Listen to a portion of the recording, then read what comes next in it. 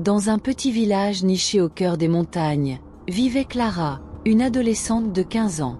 Clara était une jeune fille douce et pleine de vie, mais depuis un an, son univers s'était effondré. Son petit frère, Gabriel, son complice de toujours, était mort brutalement dans un accident tragique. Clara l'aimait plus que tout, et sa disparition avait laissé un vide immense dans son cœur. Depuis, elle passait ses journées dans la vieille maison familiale, un lieu empreint d'histoire mais chargé d'une atmosphère pesante. Clara s'isolait, jouant du piano dans l'espoir d'échapper à son chagrin. Pourtant, cette maison avait une réputation étrange. Les villageois racontaient qu'elle était hantée, maudite même. Clara n'y prêtait pas attention, mais parfois, un frisson glacé lui parcourait l'échine sans raison apparente. Un soir d'hiver, alors que le vent hurlait à travers les volets, elle entendit un murmure. Le son était à peine audible, mais il fit cesser sa mélodie. Elle tendit l'oreille, scrutant l'obscurité qui s'étendait autour d'elle. Rien.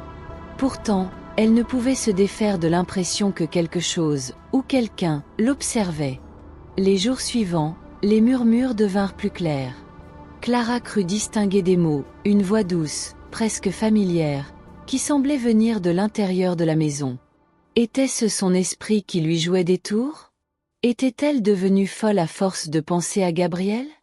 Mais bientôt, des phénomènes étranges confirmèrent ses doutes. Une tasse tomba sans raison du bord de la table. Un livre qu'elle n'avait pas touché s'ouvrit à une page précise. Puis, une nuit, des lettres tracées dans la buée de la fenêtre formèrent 2 mots terrifiants. « Sauve-moi ». Le cœur battant, Clara sentit sa peur se mêler à une étrange curiosité. Et si c'était Gabriel ? Une partie d'elle voulait y croire. Elle décida alors de jouer une vieille chanson qu'ils avaient composée ensemble lorsqu'ils étaient enfants. Alors que les notes s'élevaient dans l'air, la pièce se refroidit brutalement.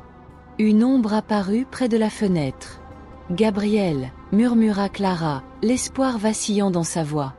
Mais l'ombre disparut aussi vite qu'elle était apparue, laissant Clara seule avec une angoisse croissante. Décidée à comprendre ce qui se passait, Clara explora la maison de fond en comble. Dans le grenier, sous une planche dissimulée, elle trouva un vieux journal poussiéreux. Il appartenait à sa mère, morte quand Clara était encore petite. Les pages révélaient une vérité effroyable. Un pacte ancien liait leur famille à une créature obscure, un être des ténèbres avide d'âmes innocentes. Tous les 20 ans, un membre de la famille devait mourir pour satisfaire ce pacte. Gabriel avait été la dernière victime. Les larmes aux yeux, Clara sentit une colère froide l'envahir. Elle ne pouvait accepter une telle fatalité.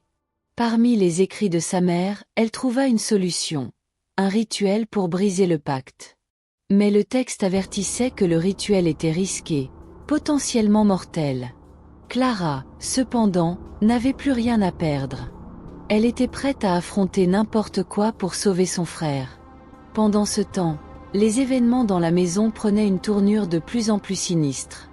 Les murs semblaient murmurer des paroles incompréhensibles, des ombres dansaient au coin de son regard, et une nuit, un rire glacial résonna dans toute la maison. Clara frissonna, mais sa détermination restait inébranlable. Le jour du rituel, Clara prépara le salon comme indiqué dans le journal. Elle dessina un cercle avec de la craie, plaça des bougies tout autour et déposa des objets chers à Gabriel au centre, y compris une photo et une petite voiture qu'il adorait. Elle s'assit au piano et joua doucement leur mélodie commune, sa voix tremblant alors qu'elle récitait les incantations écrites dans le journal. Soudain, la maison trembla violemment. Une silhouette noire et massive se matérialisa au centre du cercle. Ses yeux rouges brillaient comme des braises, et un sourire cruel fendait son visage sombre. La créature semblait se nourrir de la peur de Clara. Elle tenta de l'intimider, mais Clara resta figée, son regard fixant avec défi l'entité maléfique. « Je veux libérer Gabriel » déclara-t-elle, sa voix claire malgré le tremblement de ses mains. La créature éclata d'un rire glacial. « Et que m'offriras-tu en échange » murmura-t-elle, sa voix résonnant comme un écho dans la pièce. Clara prit une profonde inspiration. « Prends mes souvenirs de lui. Mais laisse-le partir, libre. » Elle avait réfléchi à cette décision avec douleur. Elle serait prête à oublier Gabriel si cela signifiait qu'il pouvait enfin reposer en paix.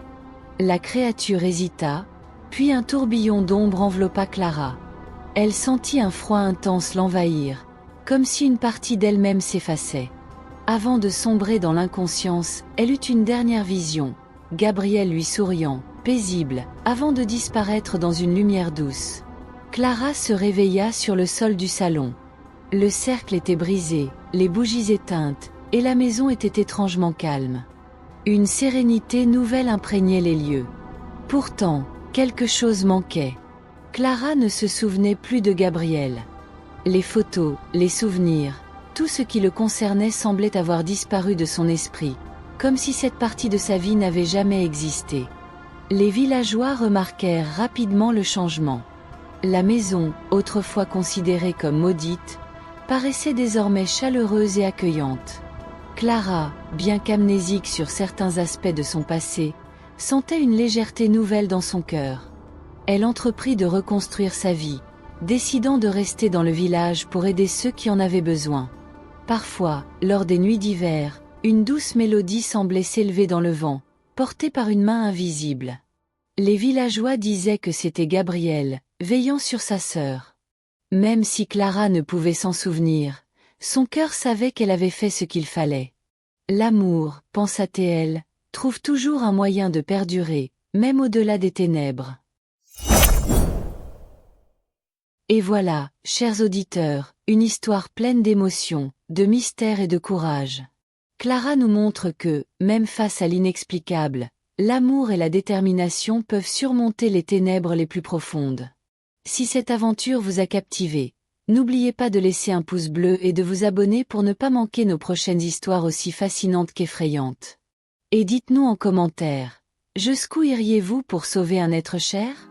À très bientôt pour une nouvelle plongée dans l'inconnu.